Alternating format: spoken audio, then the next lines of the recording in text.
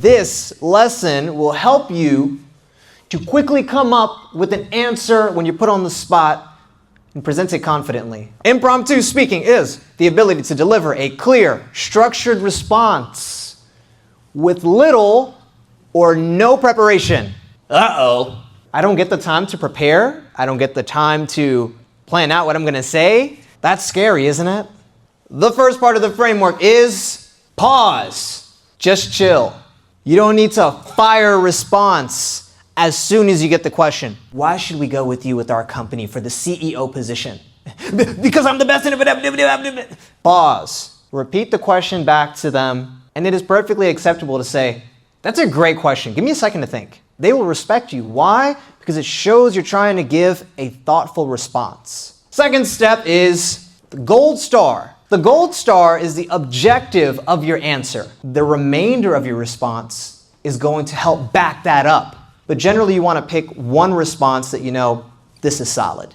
Lastly, and this is the most important part, this is how you frame your response. The one thing, the two types, or the three steps. Use examples based on the number you pick. So he asked me, who is the best skateboarder in the world? I said, I'm the best skateboarder in the world. And the one thing about skateboarding that I can tell you is that it's all about grit and determination. See what I did there? I went with the one thing. You could have used the two types or the three steps. What makes a good leader? What an excellent question, Lizita. Give me a moment to think about that.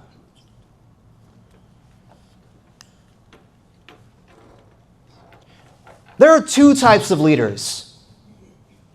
There are leaders that lead with love and affection. There are leaders that lead with hate and fear. What makes a good leader is one that leads with love. And what that means is to bring out the best in the people that follow them, and to lead by example, and to back up what you say with your actions. The one thing I can tell you about what makes a good leader is their ability to inspire and uplift the people around them. This is what makes people want to follow you without you having to command them.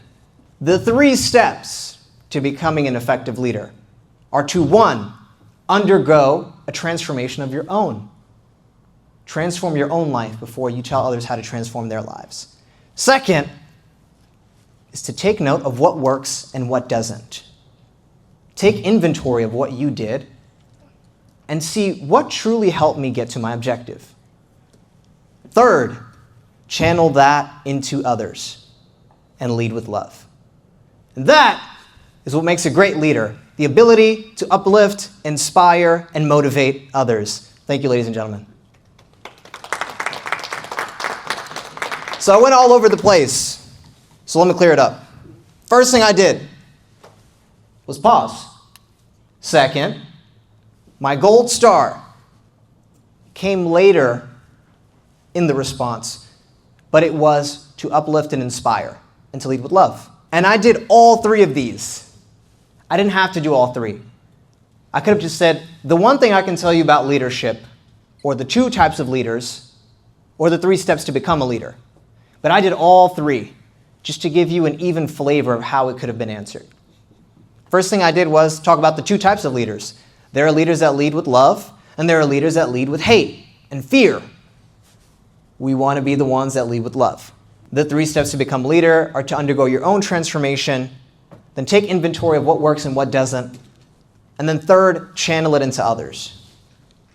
See what I did there? The golden star can come later in your response. It can be developed. So there is a formality in this framework, but there also is a lot of flow. You got to be able to flow to get that light bulb moment.